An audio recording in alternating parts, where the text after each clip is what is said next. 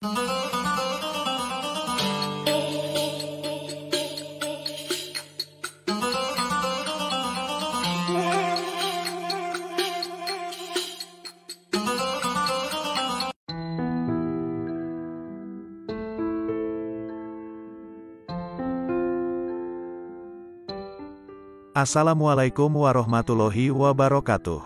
Segala puji bagi Allah, Tuhan seru sekalian alam.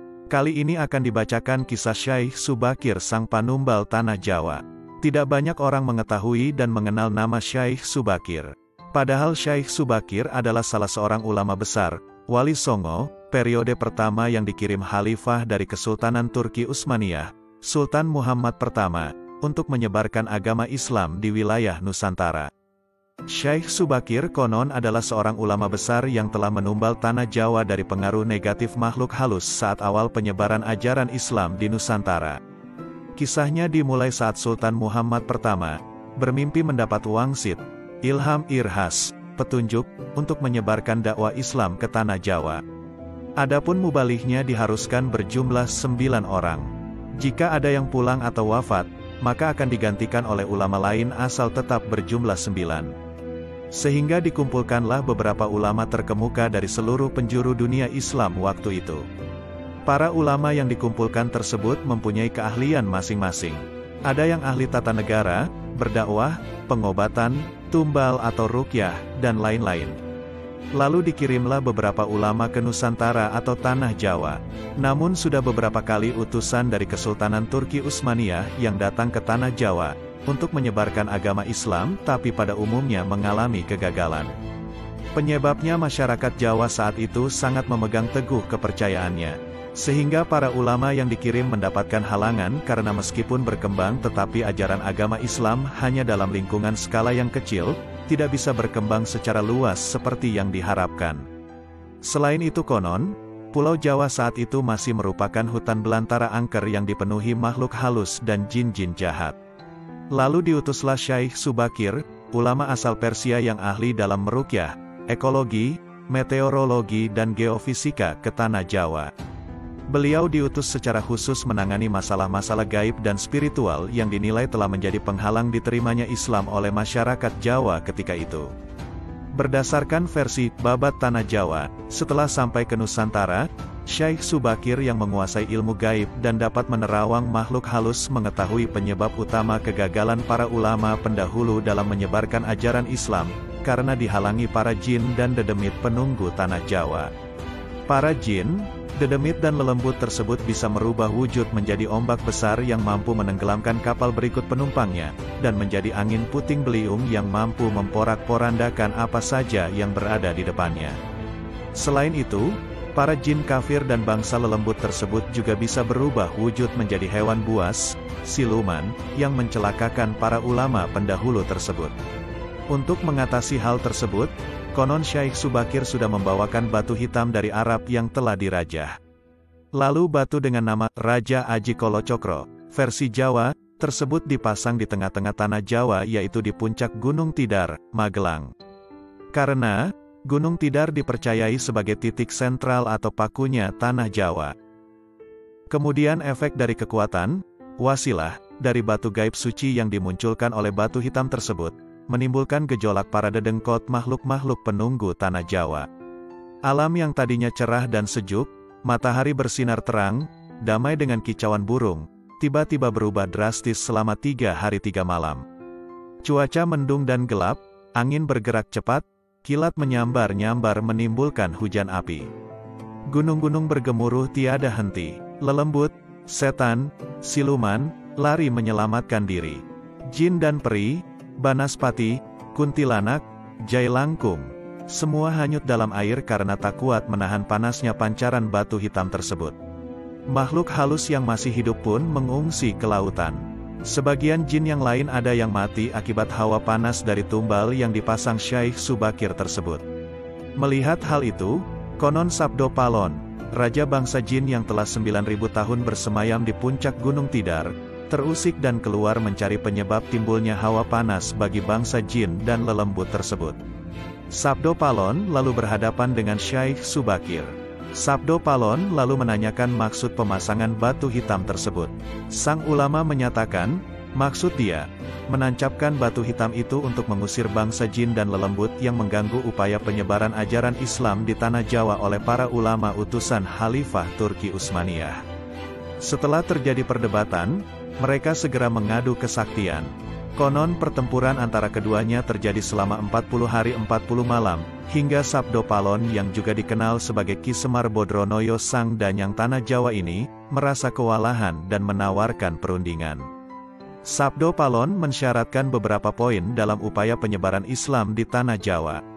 Isi kesepakatan antara lain, Sabdo Palon memberi kesempatan kepada Syekh Subakir beserta para ulama untuk menyebarkan Islam di tanah Jawa, akan tetapi tidak boleh dengan cara memaksa. Kemudian Sabdo Palon juga memberi kesempatan kepada orang Islam untuk berkuasa di tanah Jawa. Raja-raja Islam namun dengan catatan, para raja Islam itu silahkan berkuasa, namun jangan sampai meninggalkan adat istiadat dan budaya yang ada. Silahkan kembangkan ajaran Islam sesuai dengan kitab yang diakuinya, tetapi biarlah adat dan budaya berkembang sedemikian rupa. Syarat-syarat itu pun akhirnya disetujui Syekh Subakir. Selain di puncak Gunung Tidar, Syekh Subakir juga membersihkan beberapa tempat angker di tanah Jawa yang dikuasai para raja jin dan makhluk halus lainnya. Dalam versi lain diceritakan, untuk membersihkan wilayah Gunung Tidar dari bangsa jin, Syekh Subakir membawa senjata pusaka berupa tombak Kiai Panjang. Lalu tombak pusaka tersebut ditancapkan tepat di puncak Tidar sebagai syarat, syariat penolak bala. Dan benar, tombak sakti itu menciptakan hawa panas yang bukan main bagi para lelembut dan bangsa jin yang berdiam di Gunung Tidar. Mereka pun lari tunggang langgang meninggalkan Gunung Tidar. Sebagian pengikut Sabdo Palon dari bangsa jin melarikan diri ke timur, dan konon hingga sekarang menempati daerah Gunung Merapi yang masih dipercaya sebagian masyarakat sebagai wilayah yang angker. Bahkan sebagian lagi anak buah Sabdo Palon ada yang melarikan diri ke Alas Roban, dan ke Gunung Serandil. Tombak itu sekarang masih dijaga oleh masyarakat dan ditempatkan di puncak Gunung Tidar dengan nama petilasan, makam tombak Kiai Panjang. Dengan adanya tombak sakti itu, maka amanlah Gunung Tidar dari kekuasaan para jin dan makhluk halus. Dan karena keberhasilannya menumbal tanah Jawa lalu penyebaran Islam oleh Wali Songo periode pertama menjadi lancar. Nama Syekh Subakir lalu menjadi sangat terkenal dan dikagumi di kalangan para pendekar dan Srikandi, penganut ilmu gaib dan kanuragan, bangsawan serta masyarakat di tanah Jawa ketika itu. Sehingga mereka terkesan melampaui batas mendewakan sang ulama asal Persia tersebut. Akhirnya, untuk melepaskan kefanatikan masyarakat terhadap Syekh Subakir, dan untuk menjaga akidah umat Islam, maka pada tahun 1462 Masehi, Syekh Subakir pulang ke Persia, Iran. Ini dimaksudkan agar kefanatikan tersebut runtuh, dan masyarakat kembali kepada tauhid yang benar. Selain itu, tugas utama Syekh Subakir untuk membersihkan tanah Jawa dari pengaruh negatif makhluk halus telah selesai. Selanjutnya setelah Syekh Subakir wafat, menurut satu riwayat, posisinya digantikan oleh Wali Songo lainnya yaitu Sunan Kalijaga. Adapun versi Astana Cirebon sebagai berikut. Syekh Subakir adalah sang babat alas Jowo, Islam di tanah Jawa sebelum Wali Songo. Sudah banyak utusan dari negeri Arab dalam hal menyebarkan agama Islam di tanah Jawa namun terbentur akan kekuatan gaib yang masih menguasai tanah Jawa, Nusantara. Maka, ditunjuklah Syekh Subakir untuk menumbali tanah Jawa sebelum para wali-wali memulai dakwahnya. Penyebab utama dari gagalnya syiar agama Islam sebelum Syekh Subakir disebabkan oleh masyarakat yang masih kokoh memegang kepercayaan lama, klinik. Dalam artian, bahwa masih banyak makhluk yang menghuni dan mempengaruhi masyarakat Jawa untuk menyembah pepohonan, batu besar, atau hal-hal yang menyeru kepada kemusyrikan. Disitulah Syekh Subakir berperan menghilangkan gangguan jin dan setan tersebut menggunakan batu hitam yang dipasang Syekh Subakir di bagian-bagian Nusantara. Untuk tanah Jawa sendiri diletakkan di tengah-tengahnya Pulau Jawa, yaitu di Gunung Tidar. Setelah semua dipasang, efek dari kekuatan gaib batu hitam tersebut menimbulkan gejolak besar yang membuat jin dan setan mengamuk.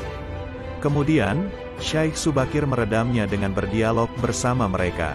Walaupun kamu mampu meredam amukan kami dan kamu dapat mengembangkan agama Islam di tanah Jawa, tetapi kodratullah tetap masih berlaku atasku, kata setan. Apa yang kamu maksud? Jawab Syekh Subakir. Aku masih dibolehkan untuk menggoda manusia, termasuk orang-orang Islam yang imannya masih lemah, pungkasnya. Atas dasar itulah beliau dikenal sebagai wali Allah yang menaklukkan jin dan makhluk halus di Gunung Tidar sehingga para makhluk halus tersebut berpindah ke pantai selatan, tempat Nyai Roro Kidul. Setelah berhasil menaklukkan para jin-jin dan makhluk halus, Syekh Subakir kembali ke tanah asalnya di Rom, Baghdad. Dan tidaklah salah bila kemudian, Gunung Tidar dikenal dengan sebutan Paku Tanah Jawa. Pada puncak Gunung Tidar, ada lapangan yang cukup luas dan terdapat tugu dengan simbol huruf Sa. Menurut penuturan juru kunci, Sa bermakna, siapa salah seleh, siapa salah ketahuan salahnya. Tugu inilah yang dipercaya sebagian orang sebagai pakunya Tanah Jawa, yang membuat Tanah Jawa tetap tenang dan aman. Bagi sebagian orang yang memang ngelakoni lelaku spiritual, Gunung Tidar merupakan salah satu objek yang menjadi tempat tujuan untuk mendekatkan diri kepada Gusti Allah. Zaman dahulu, Gunung Tidar terkenal keangkerannya dan menjadi rumah bagi para jin dan makhluk halus. Jalmo moro jalmo mati, setiap orang yang datang ke Gunung Tidar bisa dipastikan, kalau tidak mati ya modar. Hal ini yang menjadi asal-usul nama Tidar, mati atau modar. Berdasarkan penuturan juru kunci Gunung Tidar, terdapat dua buah makam yaitu makam Kiai Panjang dan makam Sang Hyang Ismoyo, Kiai Semar. Sedangkan tempat yang selama ini dikenal sebagai makam Syekh Subakir sebenarnya itu hanyalah petilasan beliau. Pada tahap berikutnya, kedudukan Syekh Subakir, sang babat Tanah Jawa, sebagai salah satu wali songo, digantikan oleh Sunan Kalijaga yang banyak disebut-sebut pimpinan para wali di Tanah Jawa, karena kekeramatannya yang begitu melegenda. Di antara para wali yang bersama-sama Syekh Subakir dalam menyebarkan agama Islam di Tanah Jawa generasi pertama adalah 1. Maulana Malik Ibrahim, Turki, ahli mengatur negara. 2. Maulana Ishak, Samarkand, Rusia Selatan, ahli bidang pengobatan. 3. Maulana Ahmad Jumadil Kubro, Mesir, dakwah tauhid Islam. 4. Maulana Muhammad Al-Maghrobi, Maroko. 5. Maulana Malik Israel, Turki, ahli tata negara. 6. Maulana Muhammad Ali Akbar, Persia, Iran, ahli pengobatan. 7. Maulana Hasanuddin, Palestina. 8. Maulana Aliuddin, Palestina. 9.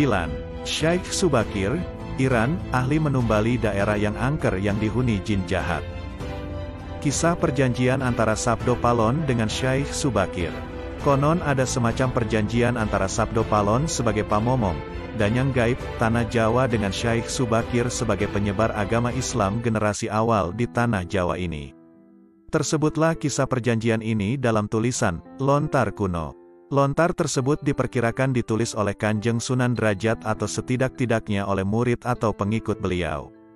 Cerita tentang kisah ini pernah dipentaskan sebagai lakon wayang kulit bergenre wayang songsong, wayang kulit yang berisi cerita hikayat dan legenda Jawa, yang digelar di Desa Derajat, Paciran, Lamongan, sebuah desa tempat situs Sunan Derajat. Syekh Subakir berkata, "Kisanak, siapakah Kisanak ini? Tolong jelaskan." Sabdo Palon menjawab, "Aku ini Sabdo Palon, pamomong, penggembala Tanah Jawa sejak zaman dahulu kala. Bahkan sejak zaman kadewataan, atau para dewa, akulah pamomong para kesatria leluhur. Dulu aku dikenali sebagai Sang Hyang Ismoyo Jati, lalu dikenal sebagai Ki Lurah Semar Bodronoyo dan sekarang zaman Majapahit ini namaku dikenal sebagai Sabdo Palon." Oh, berarti Kisanak ini adalah Danyang, penguasa Tanah Jawa ini. "Perkenalkan Kisanak, namaku adalah Syekh Subakir berasal dari Tanah Syam Persia," kata Syekh Subakir. Sabdo Palon berkata, "Ada hajat apa gerangan Jengandiko, Anda, rawuh, datang di Tanah Jawa ini?" "Saya diutus oleh Sultan Muhammad yang bertahta di negeri Istanbul untuk datang ke Tanah Jawa ini." "Saya tidaklah datang sendiri, kami datang dengan beberapa kawan yang sama-sama diutus oleh Baginda Sultan," jawab Syekh Subakir. Ceritakanlah selengkapnya Kisanak, supaya aku tahu duduk permasalahannya, ungkap Sabdo Palon. Baiklah, pada suatu malam, Baginda Sultan Muhammad bermimpi menerima wisik, atau ilham. Wisik dari Hyang Akaryo Jagat, Gusti Allah Zat yang Maha Suci lagi Maha Luhur. Diperintahkan untuk mengutus beberapa orang alim, ahli ilmu, ke tanah Jawa ini. Yang dimaksud orang alim ini adalah sebangsa pendeta, Brahmana, dan resi di tanah Hindu. Pada bahasa kami disebut ulama, jawab Syekh Subakir. Jadi Jengandiko ini termasuk ulama itu tadi, tanya Sabdo Palon. Iya, saya salah satu dari utusan yang dikirim Baginda Sultan. Adapun tujuan kami dikirim kemari adalah untuk menyebarkan wawara suci, ajaran suci, amedar agama suci, yaitu Islam, kata Syekh Subakir. Bukankah Kisanak tahu bahwa di tanah Jawa ini sudah ada agama yang berkembang yaitu Hindu dan Buddha yang berasal dari tanah Hindu? Lalu buat apa lagi Kisanak menambah dengan agama yang baru lagi, kata Sabdo Palon. Syekh Subakir menjawab, biarkan kawulo dasih, atau rakyat, yang memilih keyakinannya sendiri. Bukankah Kisanak sendiri sebagai danyangnya tanah Jawa lebih paham bahwa sebelum agama Hindu dan Buddha masuk ke Jawa ini, di sini pun sudah ada kapitayan, kepercayaan. Kapitayan atau ajaran asli tanah Jawa yang berupa ajaran Budi. Sabdo Palon berkata, ya, rupanya Kisanak sudah menyelidiki kawulo Jowo di sini. Memang di sini sejak zaman sebelum ada agama Hindu dan Buddha, sudah ada kapitayan asli. Kapitayan adalah kepercayaan yang hidup dan berkembang pada anak cucu di Nusantara ini. Jika berkenan, tolong ceritakan bagaimana kapitayan yang ada di tanah Jawa ini, ungkap Syekh Subakir. Secara ringkas kepercayaan Jawa sejak dulu itu begini. Manusia Jawa sejak dari zaman para leluhur dahulu kala, meyakini ada Sang Maha Kuasa yang bersifat tan keno kinoyo ngopo, tidak bisa digambarkan bagaimana keadaannya. Dialah pencipta segala-galanya, Bawono Agung dan Bawono Alit, jagat besar dan jagat kecil, alam semesta dan alam manusia. Orang Jawa meyakini bahwa Dia yang Maha Kuasa ini dekat, juga dekat dengan manusia. Dia juga diyakini berperilaku sangat welas asih. Dia juga diyakini meliputi segala sesuatu yang ada. Karena itu masyarakat Jawa sangat menghormati alam sekelilingnya. Karena bagi mereka semuanya mempunyai sukma. Sukma ini adalah sebagai wakil dari Dia yang Maha Kuasa itu. Jika masyarakat Jawa melakukan pemujaan kepada Sang Pencipta, mereka lambangkan dengan tempat yang suwung. Suwung itu kosong namun sejatinya bukan kosong, namun berisi Sang Maha Ada. Karena itu tempat pemujaan orang Jawa disebut Sanggar Pamujan. Di salah satu bagiannya dibuatlah sentong kosong, tempat atau kamar kosong, untuk arah pemujaan. Karena diyakini bahwa di mana ada tempat suwung di situ ada Yang Maha Ada dan Yang Maha Berkuasa, jelas Sabdo Palon. Syekh Subakir berkata, nah itulah juga yang menjadi ajaran agama yang kami bawa. Untuk memberi ageman, pegangan atau pakaian, yang menegaskan itu semua. Bahwa sejatinya di balik semua yang maujud ini ada Sang Wujud Tunggal yang menjadi pencipta, pengatur dan pengayom alam semesta. Wujud Tunggal ini dalam bahasa Arab disebut Al-Ahad. Dia maha dekat kepada manusia, bahkan lebih dekat Dia daripada urat leher manusianya sendiri. Ajaran agama kami menekankan budi pekerti yang agung, yaitu menebarkan welas asih kepada alam gumebyar, kepada sesama-sesama titah atau makhluk. Lihatlah Sang Danyang, betapa sudah rusaknya tatanan masyarakat Majapahit sekarang. Bekas-bekas perang saudara masih membara. Rakyat kelaparan, perampokan dan penindasan ada di mana-mana. Ini harus diperbaharui budi pekertinya. Sabdo Palon berkata, aku juga sedih sebenarnya memikirkan rakyatku. Tatanan sudah bubrah. Para pejabat negara sudah lupa akan dharmanya. Mereka saling sikut untuk merebutkan jabatan dan kemewahan duniawi. Para pandito juga sudah tak mampu berbuat banyak.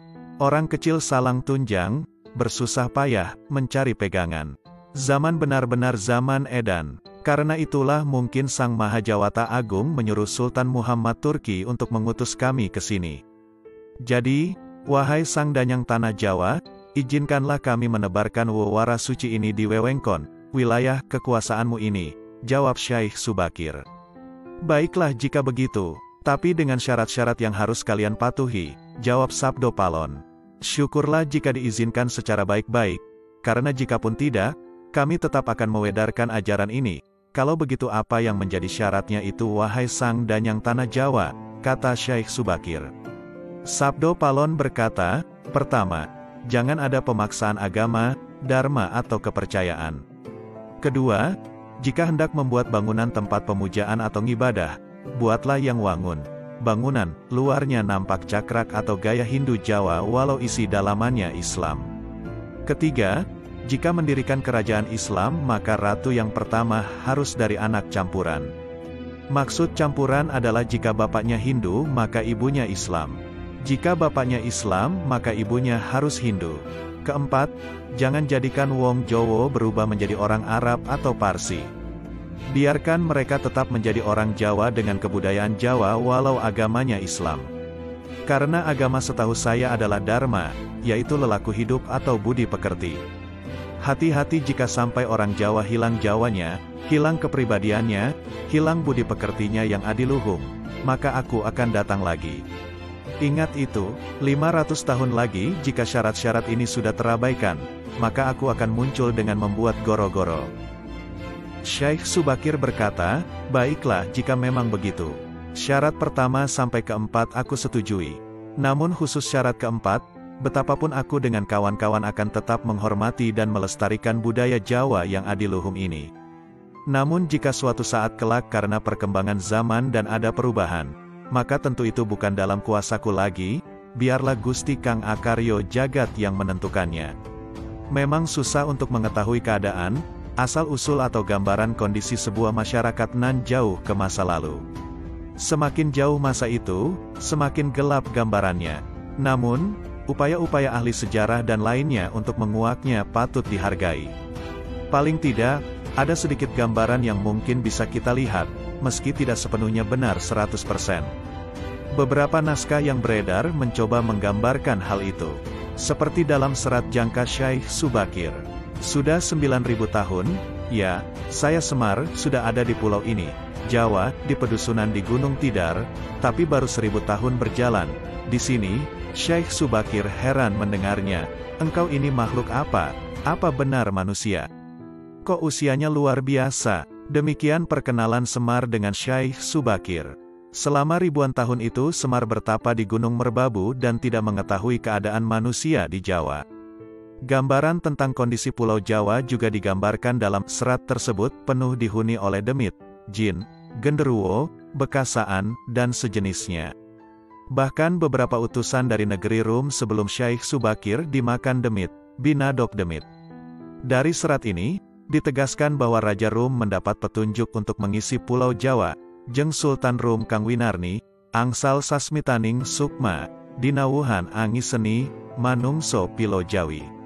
Syekh Subakir mengambil orang-orang keling untuk dibawa mengisi Pulau Jawa, sebanyak 2 laksa, 20.000 keluarga. Dari serat ini, maka yang mengisi, menjadi penghuni Pulau Jawa, adalah dari bangsa keling, yang dibawa oleh Syekh Subakir. Padahal dalam naskah itu pula, Semar adalah manusia. Sang Hyang Semar lon wuwusnya, Gi Sumangga Karso Aji, Sajatin Gi Kawula, lan kiraka tiang Jawi, ing kina prapteng mangkin, kawak dapla inggi ulun, wong Jawa kunamula, saderenga dika prapti, kula manggen marbabu pucak haldaka. Namun, selama bertapa ribuan tahun itu pula Pulau Jawa sudah berubah isinya. Bukan manusia seperti Semar, tetapi sudah dikuasai oleh para demit. Dalam versi serat jangka Tanah Jawi gambarannya tidak beda jauh dengan serat jangak Syekh Subakir, yaitu pertemuan antara Semar dengan Syekh Subakir ketika memberi tumbal, mengusir para dedemit yang menguasai Tanah Jawa. Dalam serat ini ada dialog yang sebenarnya adalah bantahan anggapan bahwa Tanah Jawa belum dihuni oleh manusia, hanya oleh bangsa jin dan demit. Syekh Subakir berkata, sebenarnya di Tanah Jawa, belum ada manusia, masih berupa hutan. Hyang Semar menjawab dengan lembut, hamba ini sebenarnya, di masa lalu, sebelum kedatangan Tuan, hamba berdua, Semar dan Togok, ini penghuni Jawa yang bertempat di Gunung Merbabu. Namun, dalam serat ini Semar sendiri menjelaskan bahwa dia bukan manusia, tetapi keturunan dewa, Sang Yang Tunggal atau Manikmaya. Agak sedikit berbeda memang dengan serat jangka Syaikh Subakir. Namun pada intinya bahwa Semar dan Togog di masa lalu adalah penghuni Pulau Jawa.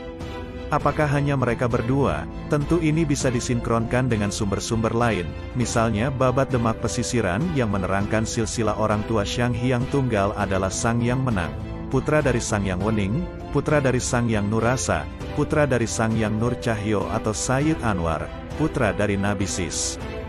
Dalam versi lain, Sang Yang Wening dan Menang adalah satu pribadi. Dalam serat jangka Tanah Jawi, Semar adalah keturunan dari Nabi Sis, jika digabungkan Babat Demak Pesisiran, karena anak dari Sang Yang Tunggal. Namun, dalam Babat Demak Pesisiran, nama Semar tidak muncul sebagai anak Sang Yang Tunggal. Disinilah letak gelapnya lagi, Semar di satu sisi mengaku anak Sang Yang Tunggal, namun dalam Babat Demak Pesisiran, tidak masuk. Demikian pula dalam Babat Tanah Jawa, Semar dan Togog itu menjadi penderek Raden Palasara yang merupakan keturunan dari Sayyid Anwar. Dalam Babat Tanah Jawa, Palasara merupakan cikal bakal leluhur Jawa, di mana kemudian, Kurawa, Pandawa adalah bagian dari keturunannya. Ini menjadi terbalik, bahwa kisah Mahabharata itu mulanya dari Jawa. Dalam serat Babat Demak Pesisiran, Nabi Ibrahim itu berbeda dengan Batara Brahma. Nabi Ibrahim berada pada garis silsilah Sayyid Anwas, saudara Sayyid Anwar. Batara Brahma adalah keturunan dari Sayyid Anwar. Masa-masa gelap ini memang memunculkan banyak versi mengenai leluhur Jawa. Buku lain, yaitu Sejarah Kawitane Wong Jawalan Wong Kanung menggambarkan pertama zaman Jamajuja. Puluhan ribu buku ini ditulis pada tahun 1931, sudah ada manusia, tetapi masih bertelanjang, seperti kera, hidupnya di gua-gua. Masih dalam masa Jamajuja periode 5000 tahun, sebelumnya, manusianya sudah mengalami kemajuan, sudah memakai cawet dari dedaunan, sudah menempati di luar gua. Mereka sudah berkumpul dalam sebuah komunitas. Masyarakat ini disebut dengan masyarakat Lingga, suku Lingga. Masa kuna, sebelum Masehi, orang-orang Sampit berhijrah ke Nusa Kendeng yang kemudian disebut sebagai orang Jawa. Kata Jawa sendiri dirujukkan pada sebutan banteng yang gemati, penuh perhatian terhadap anaknya. Sebab banteng perempuan disebut Jawi, yang gemati, kemudian disebut Jawa. Orang-orang Sampit yang mengungsi ke Jawa ini kemudian membuat pertanda awal sebagai orang Jawa, yaitu 230 tahun sebelum Masehi, bukan Saka. Tahun itu disebut tahun Hawuning, pengingat. Tokoh pimpinan rombongan Eksodus ini namanya Hi Sengdang, yang kelak kemudian disebut Dang Hyang, Danyang. Mereka berasal dari Sampit yang keturunan dari suku Hainan. Dari catatan ini, maka orang Jawa, dalam pengertian, pendatang baru yang gemati, mau menghormati orang Lingga adalah 230 sebelum Masehi. Namun penduduk Jawa asli, suku Lingga kemudian bercampur dan kelak memenuhi Jawa. Dengan demikian, mulainya peradaban Jawa itu 230 sebelum Masehi. Karena adanya kebudayaan Hainan yang dibawa, sementara suku Lingga yang masih tertinggal, hidup di gua, hutan dan bergantung pada alam, belum disebut sebagai orang Jawa. Ini tentu berbeda dengan versi serat jangka Syaikh Subakir dan serat jangka Tanah Jawi. Jika kita lihat kedatangan Syaikh Subakir di Tanah Jawa dari sumber lain, sekitar tahun 1404. Jika berasumsi bahwa sebelum tahun itu Tanah Jawa tak ada manusianya, maka akan muncul banyak persoalan lagi, bagaimana dengan kerajaan Singasari, Kediri dan lainnya yang sebelumnya ada. Tentu membaca serat jangka Syaikh Subakir dan serat jangka Tanah Jawi ini tidak bisa sejelentre ini. Mungkin butuh analisis simbol, semiotik, hermeneutik, dan lain sebagainya agar mendapat pemahaman yang lebih luas. Sebab serat jangka itu pesan besarnya adalah mengenai prediksi masa depan Jawa dalam periodisasi tertentu, bukan membahas asal-usul bangsa Jawa. Jadi masih terbuka lebar untuk penelitian yang lebih jauh dan mendalam siapa sebenarnya leluhur orang Jawa di masa lampau sekali. Tentu tidak akan ditemukan jawaban tunggal, sebab sebuah masyarakat terdiri dari berbagai unsur, keluarga dan sebagainya, maka akan dimungkinkan banyak versi.